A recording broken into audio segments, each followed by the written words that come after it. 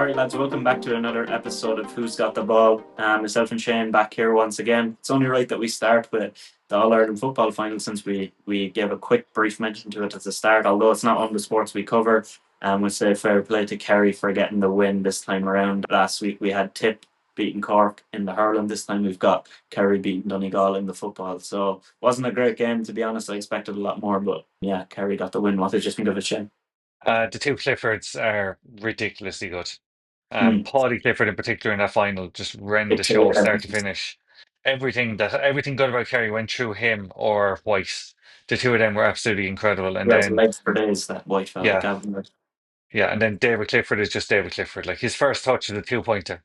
His second touch was a 2-pointer. I was like, please stop. They're Yeah. already dead. Do you know that Simpsons meme? It's like, Yeah. stop. Just like, oh, it's just so easy with Kerry. I was really disappointed in Donegal. I was over in Yeah. Newcastle watching this, and there was even English lads inside the pub who were looking at David Clifford like, how on earth is he kicking it that far and that accurately? Or just like, this is what he does. He's He just one of needs the best half an ever. inch as well, like every Oh, time. it's incredible, and he's so two-footed as well. I know he nearly kicks all his points off his left, but some of the ones where he's coming One of the ones he across, had on his right there was so good. oh Like, yeah, unbelievable. just there's nothing he can't do. Honestly, I think the man is an absolute. He's a menace. He's absolutely brilliant. Yeah, and I was disappointed with Donegal. The fact they didn't even take that many 2 point attempts. I think they had Yeah, one, if you could even call it that, at the very end. and it was But nearly that went was out the for whole. nearly went out Yeah, for that was the for whole. a sideline. It Yeah, that was was so that bad. was it. So I was shocked with that because for a lot of the game that was the difference. Like there was a good, there was times there was 4 or 5 points, but Kerry had 5 2 pointers. Yeah, That made all the difference in the world. So and then the goal at the end really put a bad look on it for yeah. Donegal. So they'll be disappointed. Yeah, yeah, that was the icing on the cake, really. That kind of made the scoreline look like it should have because Kerry Yeah, were actually that dominant so throughout. dominant. Yeah, I think there's probably a couple of other counties that would be disappointed that they didn't get a chance to put it up to Kerry. They would have felt that they got a would have had a better chance. But I think Donegal just had a bad day, and I think that Armagh when they went out, I think they just had one bad 10 minutes all year, and it completely undid them. So I think they'll be back again next year, but Yeah, not as exciting as the hurling final for me. Even though that was a big gap, I think it was a much more exciting game as to be honest, I prefer hurling. I played it a lot more when I was younger, mm. and I watch it a lot more. So, yeah, I think it's still football will definitely improve this year, but I think there's still a good gap between them, in my opinion, anyways. But that's for another person to debate. Yeah. What we covered in this week was we did two more Premier League teams. We previewed Bournemouth's season ahead and Crystal Palace's. And then after that, we had on a guest, we had Danny O'Brien. So he came on and we talked two teams from the NFL. We previewed the Steelers and the Bengals. So you'll hear all from Danny there, Steelers fan, and thanks again to him for coming on. And we'll obviously have his stuff plugged in the link as we mentioned. Then we hit the transfer roundup as usual. A lot of done deals this week, so we touched on a lot of them. We moved on to the NBA stuff. We talked about possible LeBron trades for a bit of fun and a bit of laugh. Of course, you have to talk about LeBron during the off season. And then last up, we wrapped up a draft. The best stars under 25 in the Premier League. And Shane is smirking here, and you'll see how it goes when you listen through. You have to listen to Yeah, the end to hear that because it's pretty good stuff. yeah, it's safe to say that you drafted the best stars under 25, and I just picked a load of 24-year-olds, under 24-year-olds who play in the Premier League. I clearly got my wires mixed. Yeah, so listen out for that one. It's pretty good, pretty funny, pretty nice ending to it. So we'll let you get into it and enjoy the episode, lads. Right, so continuing with our Premier League previews, we're going to get to two more teams. We've only actually got four left, so two more this week and two more the week after. And the league isn't far from us now, but we'll start with Palace this week. First question, as usual, where do they need to improve most from last season? Palace have had a real struggle of a window. Everyone talks about Newcastle's struggles, but Palace haven't even been bidden for players by the looks of it.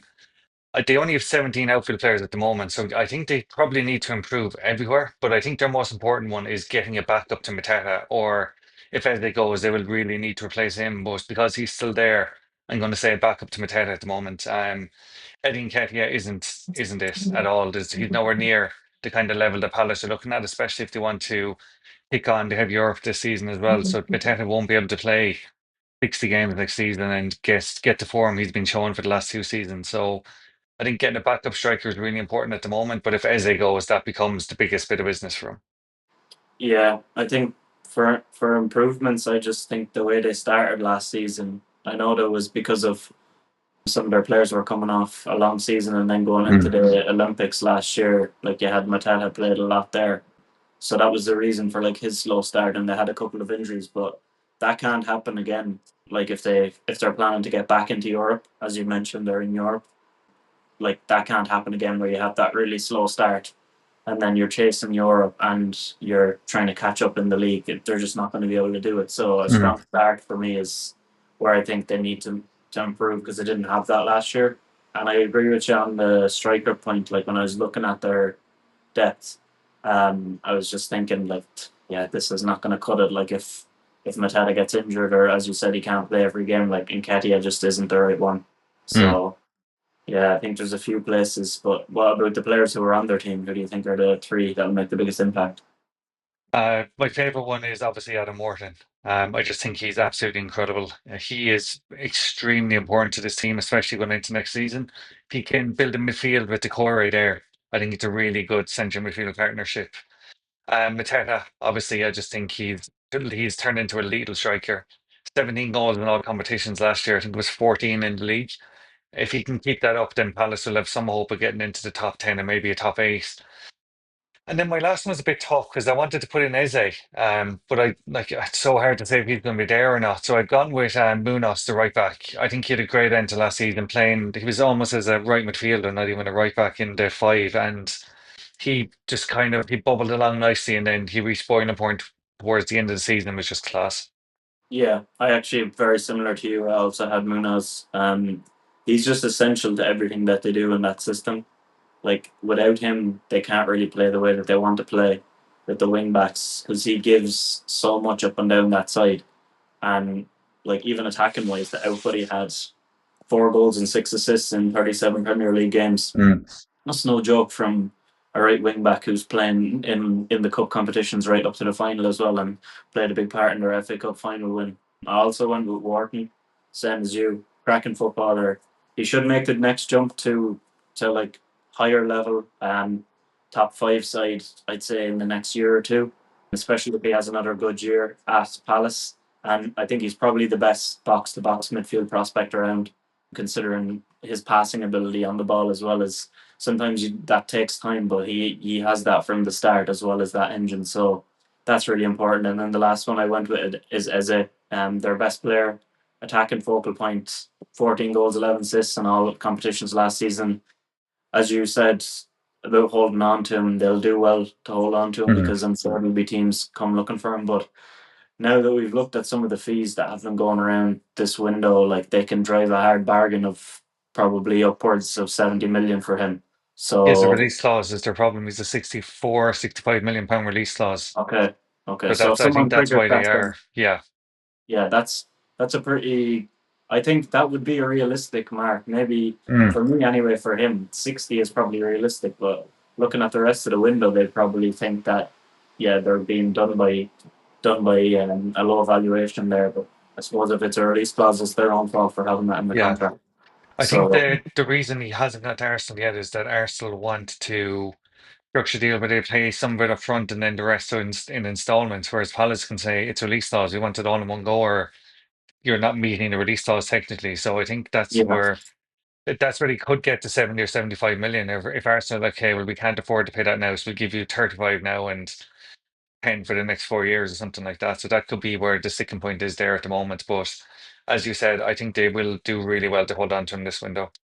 yeah, I think the way that things go as well is usually teams are happy to just throw on an extra couple of million to do the structure, and teams like accept that at this point. But Steve Parish is not an easy person to deal with in No. negotiations, as I saw with the Gahey situation with Newcastle. So yeah, he's not going to make it easy, especially for a London rival.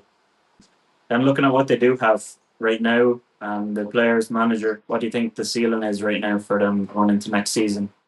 I think if they can get a bit of business done, then they should be looking at getting into Europe through the league and not just through winning cups because that was their first cup in their history. So there's no way they're going to continue winning cups every year now. I think if they can add the backup striker replace Gay, then they've a really good chance of kind of pushing into that top 10, top eight for sure, and kind of see where they go. If they're in the top 10 with 10 games to go, then they're in a really good fighting chance of getting into Europa, yeah, and Conference League or Europa League. So they should Yeah, be aiming for Europe as their ceiling and kind of just aiming to finish above 12th would be ideal for them. If they can get a top half finish, all jokes aside, like if they could get a top half finish, it would be massive for them as a club, I think. yeah, because it's going to be really tough having those European games. I said the fact that seventh is probably the maximum I can see them doing if they have if they balance the fact of that they're in European football, because this is always the hardest thing. Like we've said it for a few teams now, where they need to balance being in Europe and especially a team who's in it for the first time. Like it's going to be really tough for them to manage their squad depth. So, like to be honest, if they crashed out of Europe early and they just focus on the league, then I think seventh is definitely doable and they could get back into Europe that way. But I think if they're battling on both fronts, like you said, top ten is probably more realistic Yeah. for what they're going to want to do. I think last year they got their most ever points in the Premier League season. So if they can just better that by three or six, that will push them up a good bit in the table because of how congested it's going to be again this year, like it was last year. So they could push close to 60 points, then I Yeah. think they'd be in a really, really good spot. And that comes back to the first point I made, kind of like you need to have a good start. If they don't have a good start, those 3, 6, 9 points at the beginning of the season might slip away from me. So it's really The important. way it did for them this season, yeah. Like if they'd started this year the way they finished it, they would have been in Europe. Yeah, definitely. And then what one piece of business do they need to help them going into this season? A centre back for me. I just think their centre backs, especially if Guay does go wherever he goes now, I think their centre backs are quite weak outside of him in general. They're linked to a lot of centre backs as well, so clearly they don't need me to tell them that they need a centre back. They know they need one, but I think that's a massive important to them is to get that in, even more so than replacing Eddie Nketiah. Yeah, I looked at that as well. I just like I don't know if you pronounce Lacroix The or the Croy, Lacroix. yeah, the Yeah, Croy, yeah. Lacroix. I liked him last season, and I think he probably will get better. But if you play three at the back, you need plenty of centre backs. So I think that's probably the most logical one. But I went with a left-sided attacker because they have a lot of right-footed attackers, including Eze. But he kind of usually plays on the left of that, like Mm. behind the striker. But like, yeah, that works. That's perfectly fine, and you don't have to be left-footed. But I would like them ideally to have somebody that could go down that left naturally and go on the outside just to give them something different because Yeah, that's something they don't have. So yeah, I think that could be beneficial to them. yeah, that's a good shout as well. I think their attackers is probably the weakest area of their team in general. Particularly if they do lose if they lose the players they're being talked about losing, then I Yeah, think it puts them in a really difficult spot. So they do need to start getting replacements in as soon as possible. yeah, the depth is the biggest issue there for them, I think, especially with European football. But let's move on to another team then that'll be open to get into Europe. Yeah, I'll ask you the questions this time. So we're talking about Bournemouth. Where did Bournemouth need to improve most from last season, do you think? I said they need to cut out the streaks of losses and bounce back quicker when they have a setback because they started off the season in a rough patch where they were having like a couple of losses, a draw, a win, another loss, another couple of draws, another couple of losses. And then they kind of really went on a nice streak around Christmas time. And then in February and March, they completely crashed. Like they were on like a nice pace to get close to Europe, and then they completely crashed out of the cup, and they crashed in the league down to where they finished. I think it was the 10th that they ended up in at the end. Yeah, around there, I So think, yeah. yeah, so like if they can cut out like streaks of losses and just be more consistent and better at bouncing back from setbacks, then I think that'll go a long way to helping the European dream come true for them. Yeah, I think that's a really good shout. I think they're going to lose nearly all of their starting back five from last season. They're definitely going to lose four of them anyway. Kep is gone, Kirk is gone, Savary looks like he's gone, and Hoyston is gone. So how they kind of cope with losing all those players at once is going to be massive to how the season goes. Consistency is obviously a big issue for them. But if they go into the season and have not signed properly to replace the players they're losing, then they could be in serious, serious issues. Yeah, I think Wednesday night as well, just the night gone, United played them in a Mm. pre-season game. and United battered them. But like it's a preseason game, yeah, but it is two Premier League teams playing, and they were giving it their all, and you could tell the difference in physicality. Like the United lads just looked way fitter, which is a far cry from what it was last season. And Areola said that after the game that Bournemouth are so far off United's level right now, in preseason. So I think yeah, to lose a lot of players along in one position and then also to not be fully fit like 2 or 3 weeks out, it's not a good omen really for the season ahead. But I still think they've got enough there to challenge. But we'll get onto that now. Yeah. Who are their three most important players that will make the biggest impact? So I went with Semenyo. He's their main man. They didn't want to let him go. And I think he could still go, but for the price that they want, I can't see anybody paying that. So he needs to back up now that price tag because it's a lot what they wanted for him, around the bones of 70 million or whatever that was that they Yeah. were asking price. And that's a lot of money for someone who he's been slowly building, and then he had his first very good season last year where he was good probably from for 90% of the season. So I think he needs to prove a lot more to kind of fulfill that. But I think he does have another good season in him, and he will continue to get better. Second is someone who's in and out of the team, but it's Alex Scott. I really like watching him play. I think he's one of my favorite young players in the league. Every time Bournemouth bring him on for like 30 or 20 minutes, he's just pure energy. He has a good bit of skill on the ball. I know I didn't watch much of Euro 2021, but I think he featured heavily for England there. But every time I've seen him in the Premier League, there was a good few games he started, I think the year before last, and then he had an injury. So at 21 years of age, he's a good talent. And Mm. somebody next to him then is Tyler Adams. I think he's so important to what they do. He brings experience at such a young age, and he doesn't give up on anything. I think he's pretty much like up there in duels and tackles and like interceptions amongst midfielders last year in the Premier League across all those stats. He's like in the top five. So he's somebody that he battles hard and he brings a lot to that midfield at a young age. So I think those two guys next to each other would be a nice midfield going forward. Did you Yeah, have any? I watched two of the Euro 21 games for England. I watched the semi final and the final because I was on that football ban for myself because I was just so sick of it. But he really was superb for him. And he went off injured in the final, but up to that point he was really, really good. He was replaced by Tyler Morton then he was also very good. But you could see the difference in the midfield when he went off. They lost a bit of control, so I think that's a very good call from you. My three. So the goalkeeper, Petrovic. We were talking about him a couple of weeks ago about how Chelsea don't make sense. I think they're going to be made look very foolish by this lad. I think he's a great goalkeeper and an excellent signing. For Bournemouth. I also have Tyler Adams. Just for everything you said, I just think the man is an absolute machine himself. And Lewis Cook. I'm a big fan of Lewis Cook as well. I think they were really good midfield options. And then Evan Nielsen, second season in the Premier League now.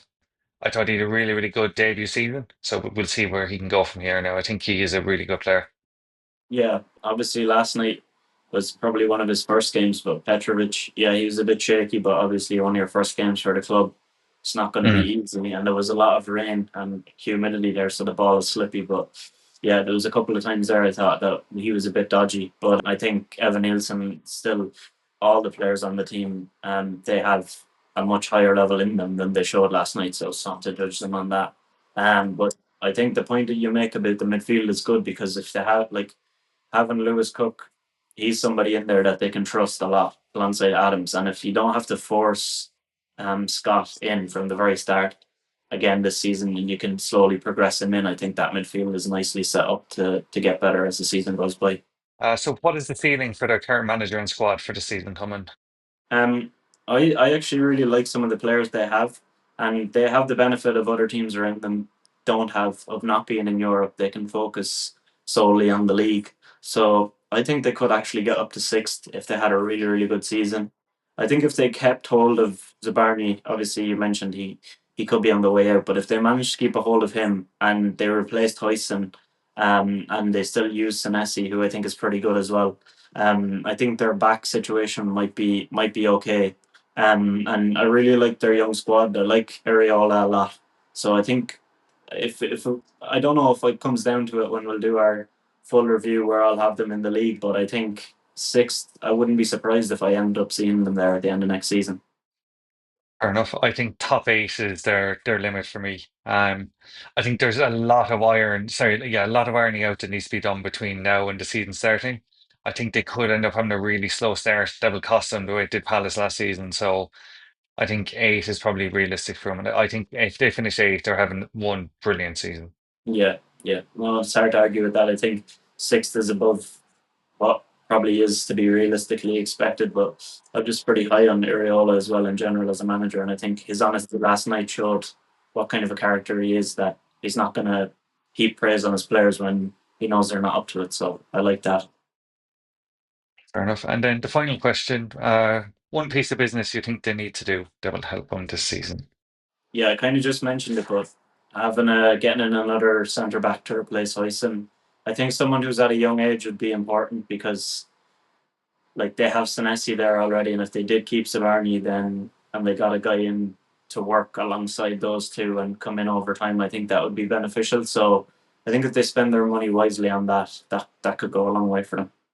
Yeah, I think your centre back's the only real choice here. As we've just praised their midfield and forwards, they've signed their left back already in your man Truffet or Truffet, Yeah, whoever.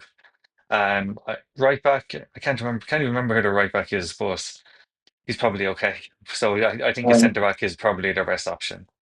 think they still play. That Adam guy Smith, used, yeah, Adam Smith used to play for United on and off, but he was in the United Academy. That's every time they mention it, every time they play Bournemouth. But yeah, I don't know who else they have. Surely they have somebody else there. It's actually they gone off the have, top of I my think head. they I have a thought. fella called Araujo, Julian Araujo, they signed from Barcelona, I think. Oh, yeah, they had a young fella on, Argentinian guy, I Yeah, think. Yeah, I think they had him on playing left back last night, but yeah, I don't know what the full lineup was.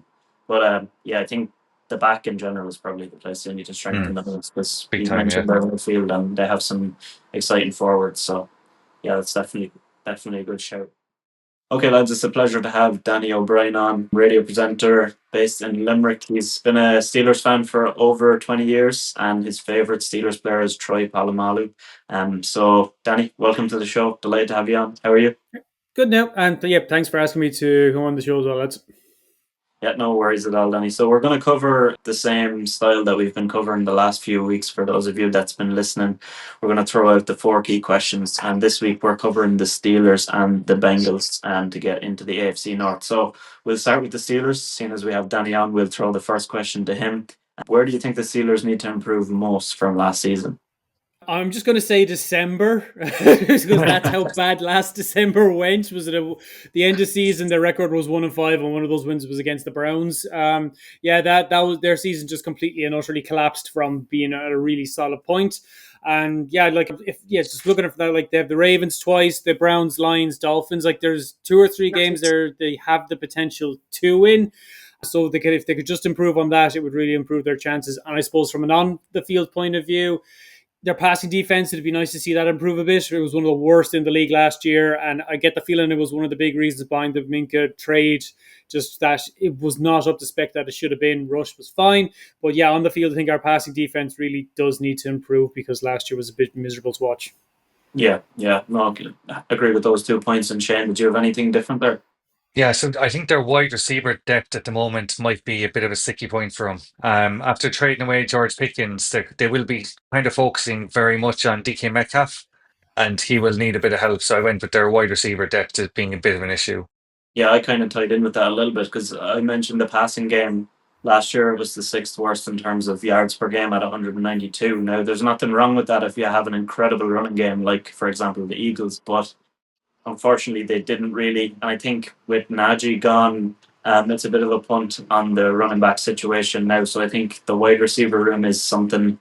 Yeah, looking at Calvin Austin and Robert Woods as your wide receiver 2 and 3 isn't the most ideal going into the season, I wouldn't think. But we'll focus on the guys who are on the roster right now that we think will make the biggest impact. So Shane, which three guys did you have as the three that will make the biggest one for the season ahead? The big one for me was Jalen Ramsey. I think he is such a good pickup in that trade with the Dolphins. I think he himself and the other corner, Darius Slay, are going to be massive improvement corner. Then on top of that, Aaron Rodgers, now that he has actually signed a contract, he's going to be a big one to have a look at. I don't know if the impact will be good or bad, but he will make an impact some way. And then DK Metcalf, because he is near wide receiver one, the number one target, and he should be explosive, hopefully, for him. Yeah, Danny, did you have anything different there? Just when we mentioned the run game there, yeah, I think Jalen Warren is running back one now, or assumed running back one, because yeah, just the Steelers ball is the most traditional one. And just with TJ Watt, just with his new contract, he's really faded off at the end of last season. Now, whether that had to do with injuries, but like the motivation for him, he's the highest paid outside of a quarterback in the league, to get back up to that form and that level as well. And like that's big money to be putting on him as well. So it's, yeah, Rodgers as well, because it's quarterback, he's always going to have a big impact there. But I think Warren is a big season if in terms of just the run game, especially as was mentioned by Shane. Our wide receiver depth is it's not very good.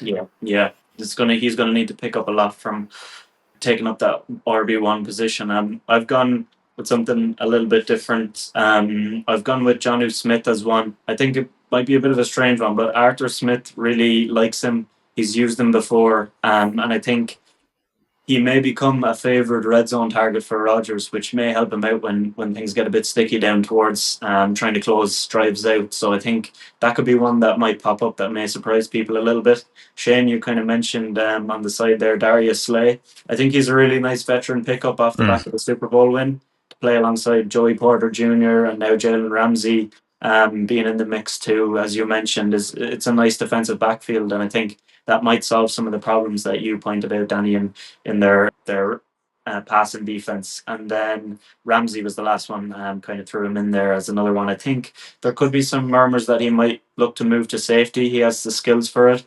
There's been some talk about that towards the back end of his career. So if you can get Slay, Porter Jr., and Ramsey on the field at the same time, I think that could be a nice situation. Overall, how do you like the sound of that backfield, Danny?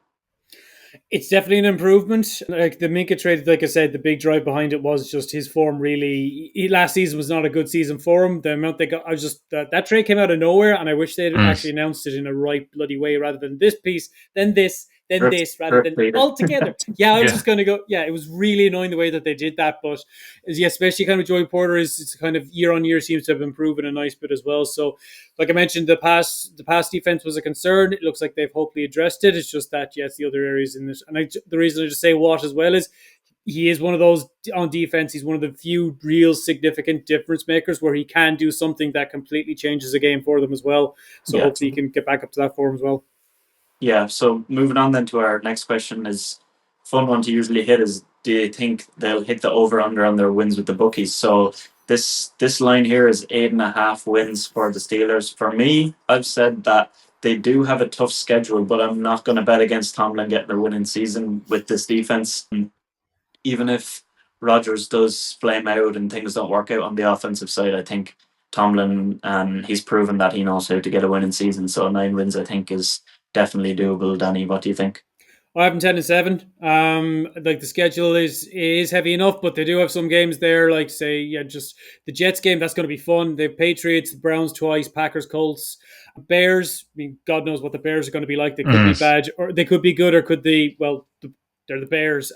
Dolphins. Big questions around them, I think, this year as well. There's definitely a good few games there that are winnable. And the weird thing with the Steelers is kind of you could probably put one of us at quarterback and they would still find some way to get to a winning season because the defense is if I'm a neutral I'd advise neutrals not to watch the Steelers on an average Sunday because we're horrendous to watch if you're looking for something that's entertaining. Yeah, there's very, very little variance, but we'll see them in Croke Park and we'll definitely enjoy that one. But what did you have for this, Shane? 8.5 wins? I think you can't back against Mike Tomlin getting a winning season. As much as you want, there's a lot of uncertainty around him. Obviously, we've kind of touched on it there, but it's still Mike Tomlin. He's still going to get a winning season somehow, and we'll see from there. Then I don't see them doing much after that. But that's the next question. Yeah, what do you think is we'll move on to that then. What do you think is their ceiling, Shane, for the current roster? I think if Aaron Rodgers can do what we know he's capable of and not do what he did with the Jets, then I don't see why a wildcard push isn't in play for him. Out of that, I don't think they'll get much further than that. I think that would be their ceiling for me to be a wild card. Okay, Danny, what did you have? Yeah, I had them one and done in the playoffs. Same as the last 2 years. I don't know whether it's so good to be barely making the playoffs and be in purgatory, or just kind of because the winning record as well is getting really tedious, and I'm getting kind of, would I prefer them having a winning record for the last 20 seasons, or would I prefer them actually being able to contend with the Bills, the Chiefs, the Ravens, and the other teams in Mm. the NFC? Because winning record is nice and all, but you don't get banners and you don't get rings for being on a winning record. So yeah, I think it'll be very similar to last year, playoffs one and done, and probably in that playoff game they probably won't even be that competitive again. Yeah, Mm. it's unfortunate for Steelers fans. They're just accustomed to that kind of season every year. But I've gone and boosted you guys one extra win. I think if everything goes Yay! really well and they dial up everything nicely, they can win a game in the playoffs, get to the divisional round. Now that's, of course, we're looking at the absolute ceiling here. I just don't think they have enough in them for anything more in the AFC, given the teams that they would face at that point. But yeah, I think they can get there. I have some faith for you guys. So we'll move on to divisional rivals now, the Bengals. First question we'll throw to you, Shane. Where do they need to improve most from last season? Pass rush, definitely. It was abysmal last year. They have obviously kept their big stars. They've paid Joe Burrow, they paid Lamar Chase, but they haven't done anything to stop people being able to run or pressure Joe Burrow. They never do. They spend all their money on attack, nothing in defense, and just hope they can win every game 44, 48, or whatever. Like, so I think if they don't sort out the pass rush, then they'll be in trouble again this year. Do you think their O line needs improvement? Nice. What did you have then, Danny? I had in big, bold, and also underlined, yeah, just their defense. I mean, if you watch quarterback, even the amount of times that Mm. Joe Burrow went, we were nearly perfect on offense. Yeah. He didn't say the defense was crap, but he just said we were so good on offense that we nearly won it. Yeah, Yeah. it is the defense. It needs to just do something this year to kind of help them from that point of view. It's almost the opposite of the Steelers now, I think of it. But they just need to be able to do something on defense now. Whether the new coordinator is going to come in, like there are people would say with Hendrickson not there, it means the new coach will be able to kind of put his stamp on the teams. Like, but if they're crap in terms of players, that's not much. A stamp on rubbish is still going to be rubbish, lads. So Yeah. the defense just needs to be some way passable this year, and if it is, they've got a big chance then. Yeah, I've got a similar to you. I put defense in all caps because it's just it was so bad. They just can't keep leaving Burrow in spots where he scores 30 plus points in a game and they still don't win. They need to manage the field better, stop giving up huge backbreaking plays all the time. I think bringing in Al Golden might work out something a bit different, as you mentioned. But I don't know what's the situation with Hendrickson. That's another sticky one there for them. They just signed Shamar Stewart. Everything is just it's very disjointed and it's very Bengals. Yep. So yeah, let's look at the players they do have then that are going to make an impact. What three guys did you have, Danny? The two LSU guys got that LSU team. You realize how good that championship side was, but yeah, I mean, Outrageous. Burrows and Chase. I mean, they are the Bengals. Like Burrows' season last year was one of the all-time greats for him. Chase as well, how well he did in terms of the Triple Crown that he also won. Like so much goes on them, given how much of the even just the salary cap that they also take up. And you mentioned him as well, James. Yeah, Hendrickson. He was the defense last year. Now as to how he's back training now, whether he's going to go on the field, what's the discussion around that? And looking at purely from a Steelers point of view, I'm so glad we're in a division with the Browns and the Bengals because there's very few franchises in the league who are so good at shooting themselves in the foot. But those three, the offense is going to be built in around them. Can they reach that level this time? We'll have to wait and see. And like Hendrickson is again, like he's one of the elite edge rushers, and again, one of the weird things with the AFC North is the fact that probably the three of the four best edge rushers are all in the same division, never mind conference. So yeah, it's huge for those three. Yeah, that was a good point. Shane, did you have anything different there? No, I had the same three. Burrow, Hendrickson, and Chase. Chase with T. Higgins, they're just such a dynamic wide receiver duo. Mm-hmm. If he's not going to Chase, he's going the other way, and Higgins is explosive as well. He can cause anyone any issues. Obviously, Hendrickson, 17 and a half sacks last year. They Mm-hmm. really do need to just get him tied up and get him tied down. It's ridiculous how far it's gone on. And then obviously, Burrow is the Bengals, as Danny just so rightly put it. So, yeah, I think it was hard to look past any of the three of those. Yeah, I put in two different players just because I was expecting that the impact from, obviously, if I was to answer directly to that, it would be the same three, but I Hmm. threw in two more just so we can talk about somebody else. But I really like Geno Stone. He took a pay cut back in May to aid the team in signing Trey Hendrickson. That still hasn't happened, so I'm sure he's pretty disappointed at that. Four interceptions last year after really growing with the Ravens the year before and having seven interceptions. Learned a lot from Mike McDonald in that defense. So I really like him, and I think he still has a lot in him. And Chase Brown, I thought he was brilliant last season.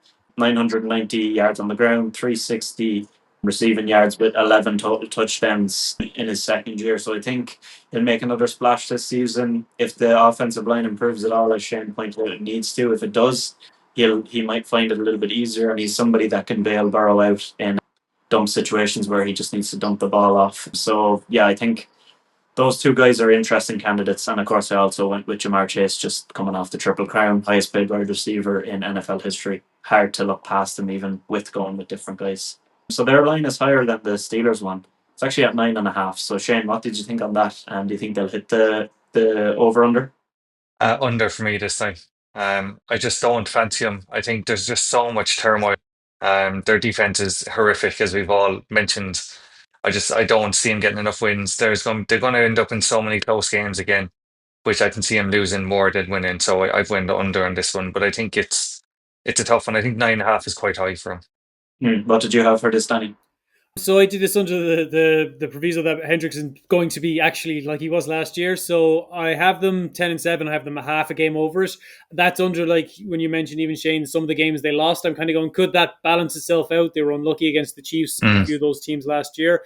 The like Browns Jaguars, they need, if they lose those two games, yeah, they're going to be in serious trouble because they have a beast of a schedule then for the next couple of games. But if they can get back to anywhere near the offensive last year, and if the defense can be improved somewhat, I could see them just getting over that. But again, it's like I said, the caveat of, is Hendrickson going to be the player he was last year? Because if he holds out or if he's not around, yeah, they're not going to do it. Yeah. I went with the same as you, Danny. I said yes. Purely because the fact they got to 9 wins last year and they had such a bad defense, I think they can do at least one better.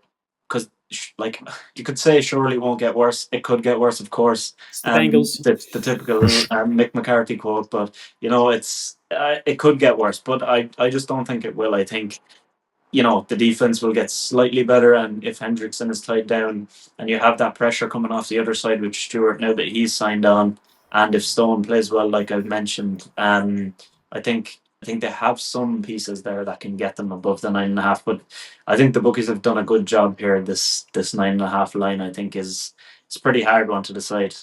So looking at the absolute best they can do this season, what do you guys think their ceiling is with the current roster and coach? I'll throw it to you first, Danny.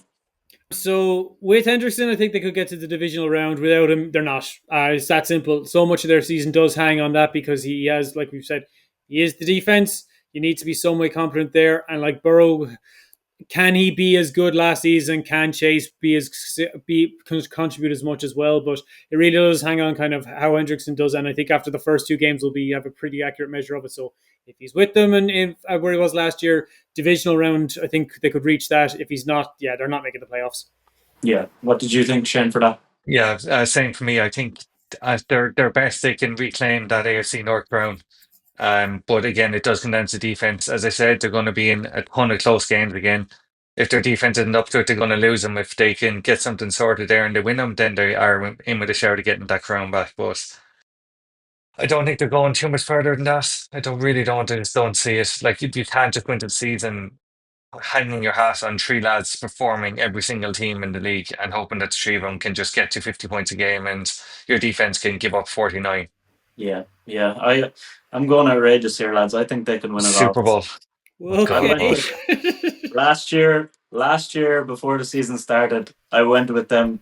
Their defense shocked me with how bad it was. I actually thought they had an incredible chance, and the way they started was just abysmal. I Slash think that, hilarious. yeah, hilarious. But they have the best offense in the AFC, in my opinion. I really like it. The Bills close second. Obviously, the things that Lamar can do, a lot of people can't do that. But just the overall weapons that they have, I think they're going to take another leap.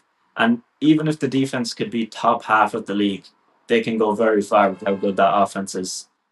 So now I'm not going to say they're going to win the Super Bowl. I'm not going to put my money on them, but I'm saying as an absolute ceiling, I think there's maybe 3 or 4 teams I've said Super Bowl is a possibility, and they're my role when I'm thrown in there. So I'll take the heat off that because that's my humble opinion there, lads. So yeah, that's the Bengals and the Steelers wrapped. We'll move on then to the Ravens and Browns to cover some more AFC North next week. But thanks again, Danny, for coming on. We're gonna add your links down below so the guys can check out your Instagram and from there your radio. Great. So thanks a million for coming on, and we'll chat to you again. Great. Cheers, Thanks for having Andy. me Thank on, you very lads. much. Thanks. Let's move into our transfer roundup. So a lot of done deals this week. Not as many rumors. Other weeks were a lot of rumors piling in, but not a whole lot done. But we're getting into the flow of it now. So we'll rattle off 2 that we kind of already discussed. And so we'll just get through them quickly. Is Luis Diaz now he has gone to Bayern Munich. They didn't meet obviously what was being quoted earlier in the window as the price, but that was probably outrageously high for a reason. And Liverpool need the funds for other dealings that Shane is banned from talking about. And then the second one is James Trafford to move back to Man City, 31.2 million. That's in euros. So yeah, they had matching rights on Newcastle's bid. So a big loss for Newcastle. We already mentioned those previously, but any final thoughts on them? Newcastle are having a generational stinker of a window. It's Yeah, very bad. I don't even know how to explain it because they're not going for the wrong players, but the players just seem so disinterested in going to Newcastle, and I don't understand how they all want to. Okay, James Trafford going back to City, he grew up there, that's fair enough. But like in Bremo picking United over Champions League football because United are a bigger club, it's just things like this Mm. constantly happening to him over and over again. I reckon that's why the man I'm not allowed to talk about wants to go as well because he's looking at this and seeing that they're not bringing anything in to help anyone here. They brought in Yeah, one player, maybe not even Champions League standard. Elanga, we'll have to wait and see. I just think they've had a generational window of stinking. yeah. I've had a good few conversations with my father about that Yeah, Newcastle plan, of course, as we've mentioned. Like he knows more about it than I do, but obviously the situation now with when they had Mitchell as their yeah, sporting director, and he did absolutely nothing the whole time. And now they don't really have that role filled, so it's really hard to sell your long term vision when you don't have like a yeah. spokesperson to speak to that. Whereas, like I think at United, what they've done is a brilliant job of getting those guys in before they bought players for the Amarim system. Because now you have guys like Berarda in there, Jason Wilcox, and then they've also got the previous Red Bull staffer as like I think he worked at Salzburg before and a couple of the Yeah, other Red Bull teams, and now he's the director of negotiations. So these guys know how to talk to players and sell them on ideas. So I think that's probably a big falling off point there for Newcastle, that they don't have somebody to go and do that for them and to mm, sell the future outside of Eddie Howe. And I'd say he's feeling the pressure too now, to be honest, because it doesn't seem like they're supporting him too much. But definitely. And in terms of Luis Diaz, I am glad he's gone. yeah, As I've said numerous times, I really just not a fan. Um, I know he's good, but he just wasn't. He just annoyed me far more than he made me happy. So I am glad he's gone, and hopefully they do get a replacement in for him soon, and they don't drag their heels too long on that one. yeah, I think it's good to get the money in because Mm, didn't really need him anymore at this point. And no, yeah, 70 so I think million's massive as yeah, a lot of money. And by the way, if anyone is wondering about these, they're all fees in euros because we're taking them from yeah. Transfermarkt, so it's the European website. And then another one that has been talked about for a while, Willie won't he? But it's Granit Xhaka. He has gone to Sunderland from Leverkusen. We talked about this over text. He's just like the most Sunderland player possible, Yeah. and he's gonna love that Tyne-Wear derby against Newcastle. I feel like himself and Joe Linton could get into it. You mentioned so. Mm, That'd be, I think that's a good sign for Sunderland because they have a young team and someone with experience in the Prem and in Europe. definitely needed, yeah. 100%. I think he's a really good pickup. 15 million isn't even that steep these days with the price of things for a man that has literally he's gone to Germany and just torn it up. I think he's a really, really a good decision to bring him in.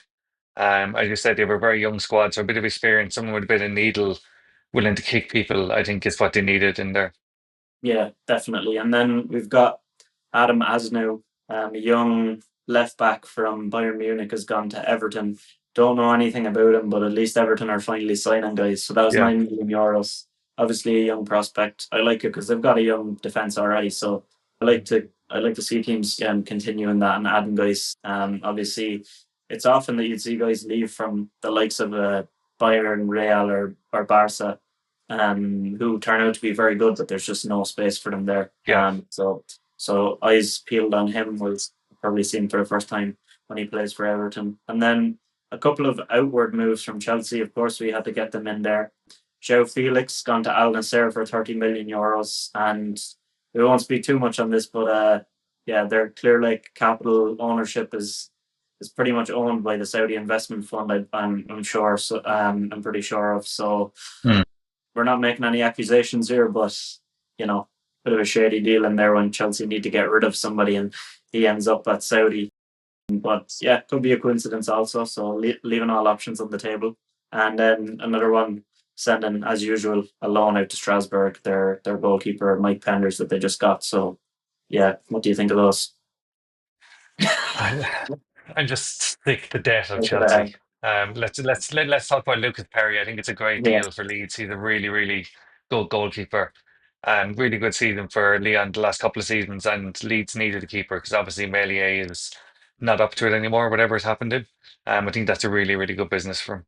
I think we both kind of said that about Leeds as well, that they need a keeper when we did the Mm. business they need, and they've done that now. So yeah, props to them for getting that in. Aaron Cashin, I called for it last couple of weeks back. I said send Mm. him out on loan if you're not going to play him. He's gone to Birmingham, a team on the up, so I really like that. He's gone out on loan there, so I'd really like that for him. And Birmingham are hopefully, doing serious business. yeah, It's they're really unreal, not messing absolutely around. unreal. They're really pushing to be in that playoff picture. Yeah, Um, and I think they'll get close to it. To be honest, with the way yeah, they're going about their business. yeah, they've signed the Bundesliga 2 Defender of the Year from last season as well to sit beside him, and they've another fellow who was unreal from last year. His name escapes me at the moment. Actually, don't really talk about him too often, but they have some serious options in the back. Kyogo is their striker.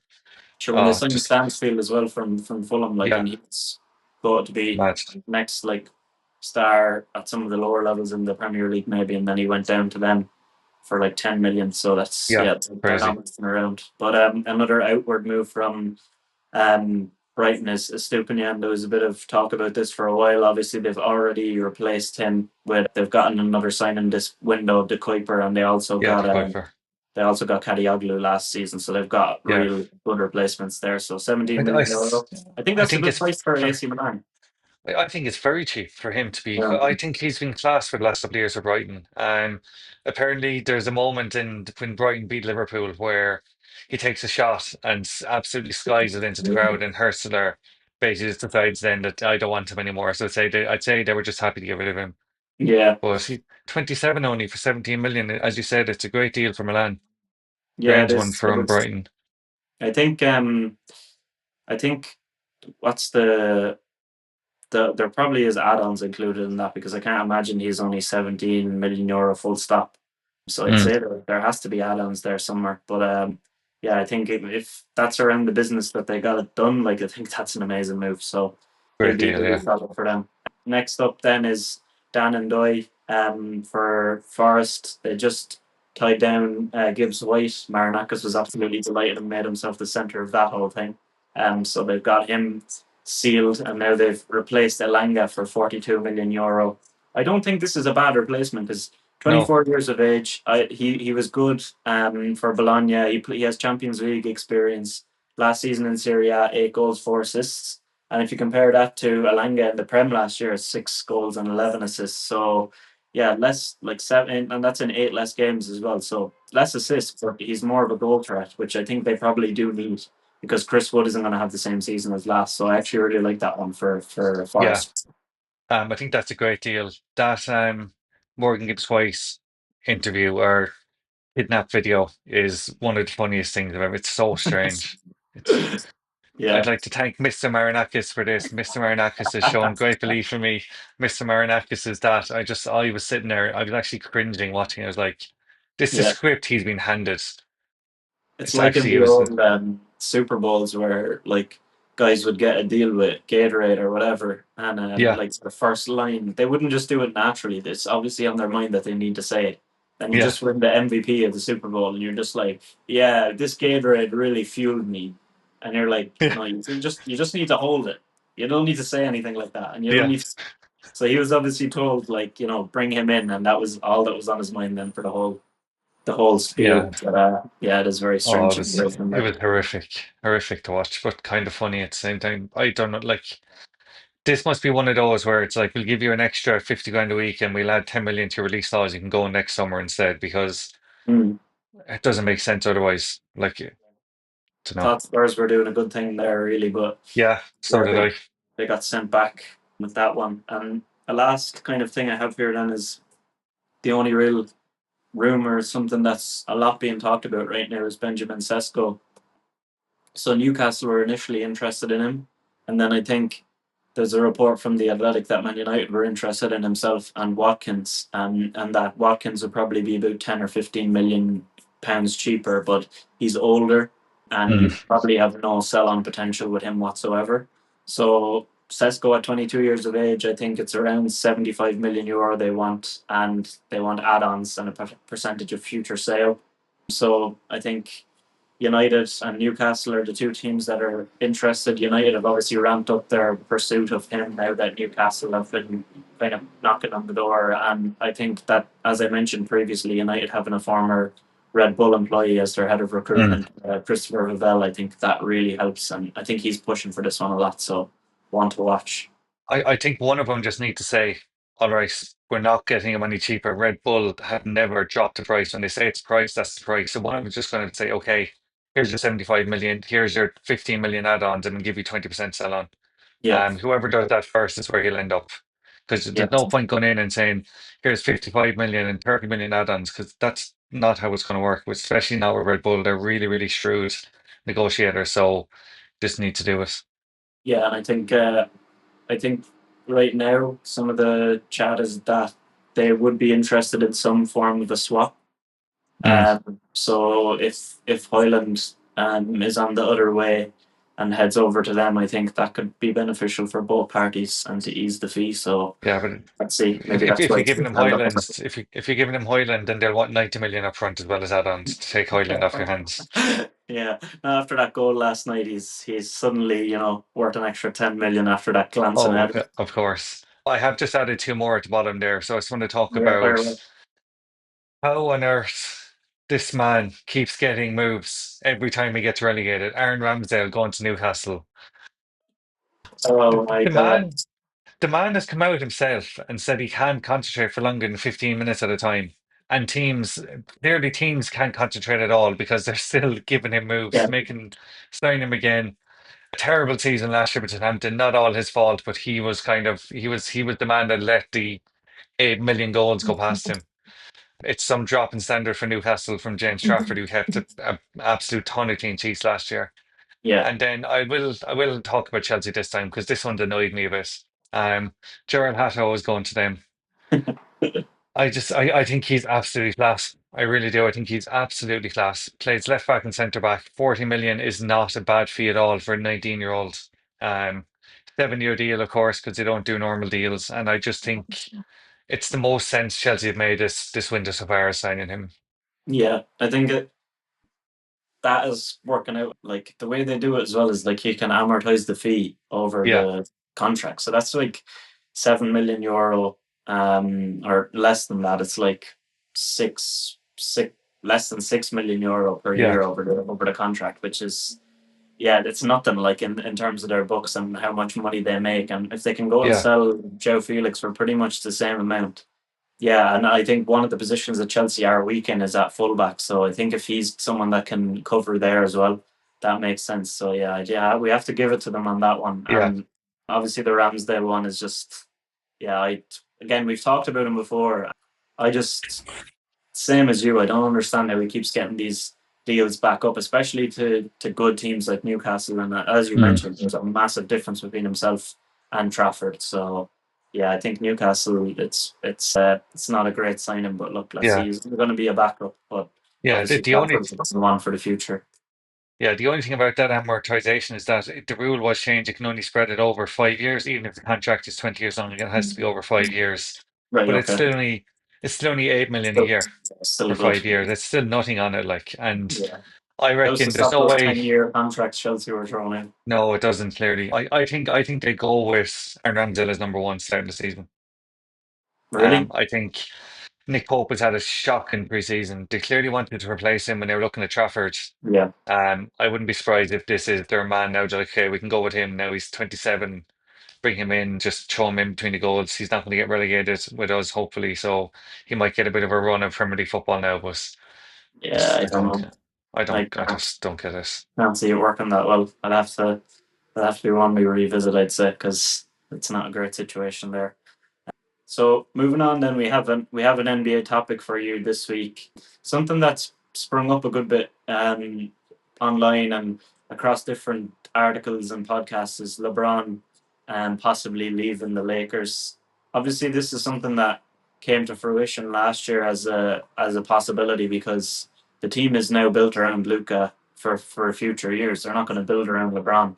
They basically have one of the top three players or top five players in the NBA, and he's going to be the one going forward. He's still young. He's in his mid-20s, whereas LeBron is in his age 41 season, and he's on the way out. So Mm. we've not really seen this before, where a player who at that level has gone to a team where they're actually building around somebody else. So people maybe thought that this could be something that was pushed back on, but there's three main teams that I've heard it the most about, and I want to get your opinions on some of the things that have been said about it. But the first one is going to Dallas. I think this would be crazy because of the fact that they were the ones involved in the Anthony Davis and Luca trade. There was a lot of stuff stirring on Twitter during summer league, and then there was a write up from Eric Pincus of Bleacher Report, and he said he came up with a three-team trade for this one. Braun and Bronny heading to the Mavs, and the Lakers land Daniel Gafford, PJ Washington, Najee Marshall, Caleb Martin, and the Nets get Dalton Connect, Maxi Kleber, and Dwight Powell. And there's a couple of other fringe guys thrown in there for matching salaries and a couple of second round picks. But yeah, what do you think of that one first of all? Nonsense. He's not. If he's going anywhere, he's not going to Dallas. If he's going somewhere, he's going to want to go somewhere where With I the don't even tax want to say where he's going to. save a load of I money there. don't. Yeah, I don't know. I just don't think I don't see him going there. I have two written down as well where he might end up, and I'll see if you bring him up in the next two now. But I don't think Dallas is where he ends up. Yeah, I can't see it happening, but it would be a bit funny, like if you see the old guard there of himself, Yeah, Kyrie and Anthony Davis, and Davis. D'Angelo Russell is there now too. Like, Yeah, and then you've got Cooper Flag coming up. Yeah, I think that would be absolutely madness. And I think if that trade came about, if I was the Lakers, I would do it because you get a lot of depth there in Gafford, Washington, mm, Marshall, and Caleb Martin. Like, definitely worth it because you get some guys to build around Luca who have already played with him and played well with him. So yeah, that makes sense for them. But I don't know. I can't really see. I think it's a bit far fetched. And the yeah, second one big then time. is Cleveland, going back to where he was previously twice. This one has been kind of spitballed by people just throwing out names. I think one that makes the most sense would be Jared Allen going the other way. There's no way they'll send Mobley or one of their guards in Mitchell or Garland. Like, there's no way they send that for an agent LeBron. So it would have to be Jared Allen if it was anybody. And I think this could be one to watch because the Lakers need a center. And if the season doesn't start off ideally for LeBron and he starts getting a little bit annoyed with the Lakers and the Cavs haven't started off the best that they could, this is one I could actually see happening. But yeah, again, it doesn't make the most sense for the Cavs to get one season for sacrificing Jared Allen, but stranger things have happened. Yeah, I don't think it makes sense for any team to sacrifice anything for one season of LeBron, to be honest, at the moment. Yes. He's not who he was. Obviously, he's 41 now. He's doing this for an awful long time. So I think anyone who's trading for him is either think we're going to definitely win this year, or they just want a bit of fun, sell jerseys, get people into the stadium. And he doesn't want to go to any of those have fun teams. He wants No, to he win. So absolutely doesn't. Yeah, yeah, so it's kind of it's not ideal situation. And then the next one is back to the Miami Heat. So another one that they have a return. Zach Buckley of Bleacher Report wrote this one up. So he had Dalton Connect and Bronny heading with LeBron to the Heat in return for Andrew Wiggins, Terry Rozier, Jaime Jaquez, and a first round pick plus a pick swap. This is an incredible amount for them to give up for yeah. him. if I was the Lakers, I'd snap their hand off if they offered me this. Because although Terry Rozier showed absolutely nothing, it's a piece you can move. You've got another pick, first round pick. You've got a pick swap, and you've got some potential in Jaime Jaquez and a player in Andrew Wiggins who can still get you something down the line. So I think this one makes the most sense for probably across the board that the Heat would get desperate, but I wouldn't do it if I was the Heat. But again, I wouldn't be surprised because they've made splashes before. Yeah, and clearly they're giving all that up to get Bronny and not LeBron.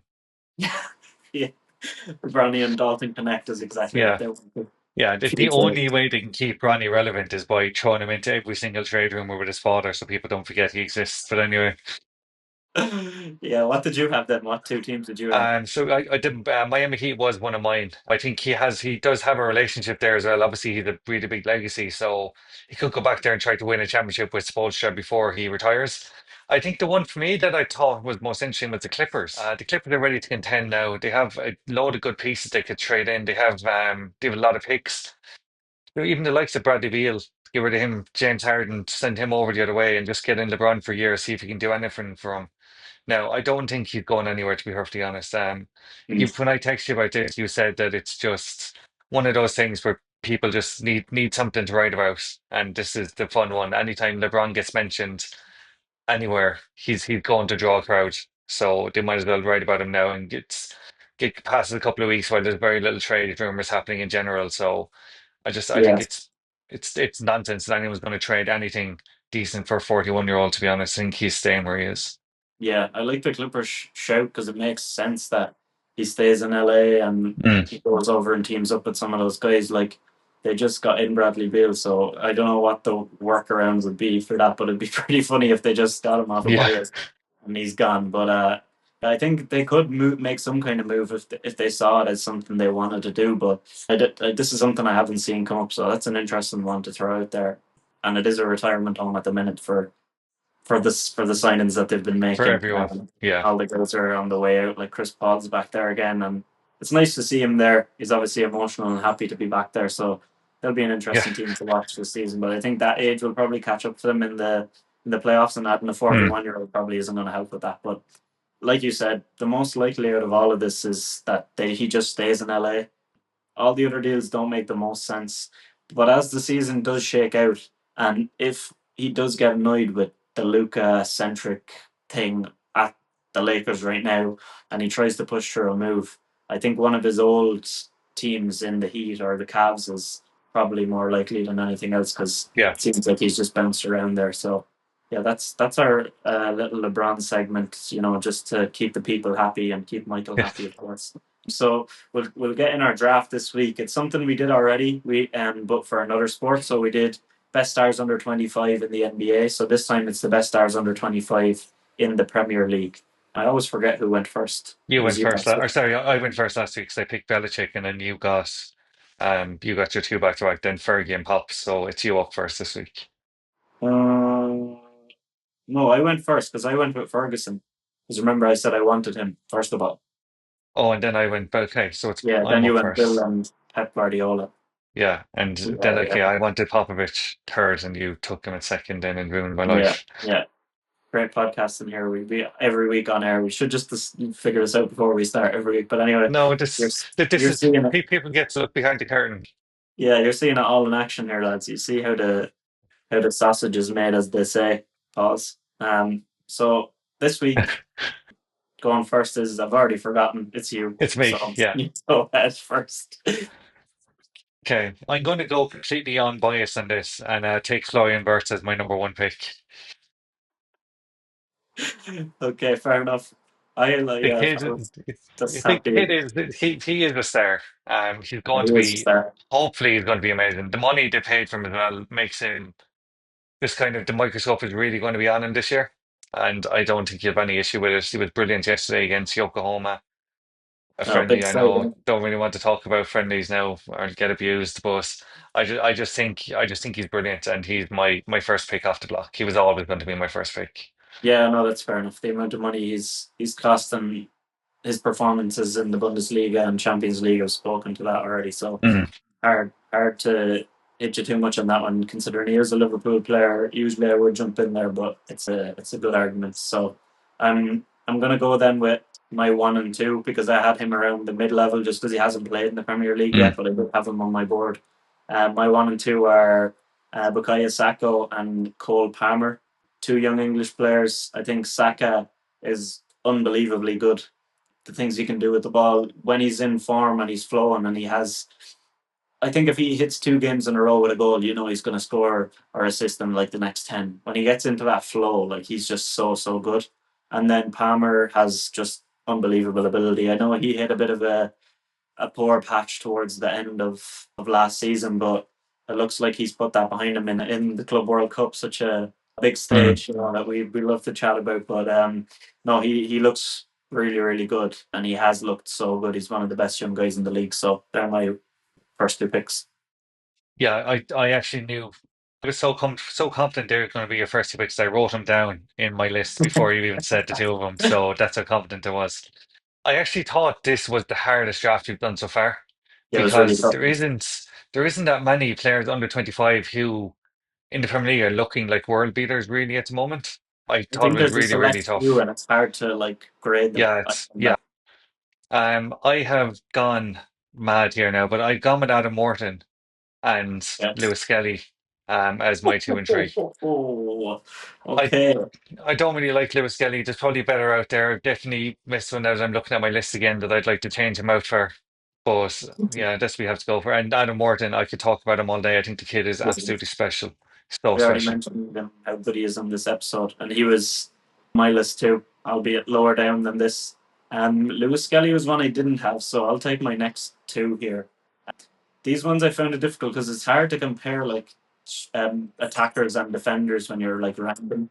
So I've got 2 defenders here next after I have 2 attacking players earlier. I've got Josko Gvardiol from Man City. I think unbelievable, one of the best defenders in the Premier League, and at such a young age already, I think they have a gem there. And Mm. then the next one is William Saliba, um, ridiculous defender as well. Find it hard to fault him. Sometimes he doesn't make the odd mistake, as all defenders do, but I think those are kind of overanalyzed, and I think his ability is probably one of the best in the league again. And these are 2 of the youngest guys, and the fact they're so good is astounding. So they're my next 2 picks. Yeah, I completely forgot Josko Vardiol was that young, so that's a bit of a miss for me. I'm going to take two midfielders next. I'm going to take Carlos Baliba and Archie Gray. I think Archie Gray is special. Spurs didn't use him properly last year. I think Thomas Frank will use him properly this year, and we'll see the best of him. And Carlos Baliba is the next 100 million man leaving that Brighton squad for me. Yeah, I just saw today that some of this stuff. There's a guy that has pretty good. Seems like he has good. He always has stuff way beforehand for United, and he said about that with Baliba that there's no funds there whatsoever for somebody like him, but that if they did make it to the Champions League next year and he's still at Brighton, he would be like the number one target, and I wouldn't be shocked at all if that is the case. But yeah, you've gone with kind of guys that weren't as proven compared to what I had. So Mm. I'm gonna go with my next guy then on my list. Last up to wrap it up is Moises Caicedo. I think incredibly good player.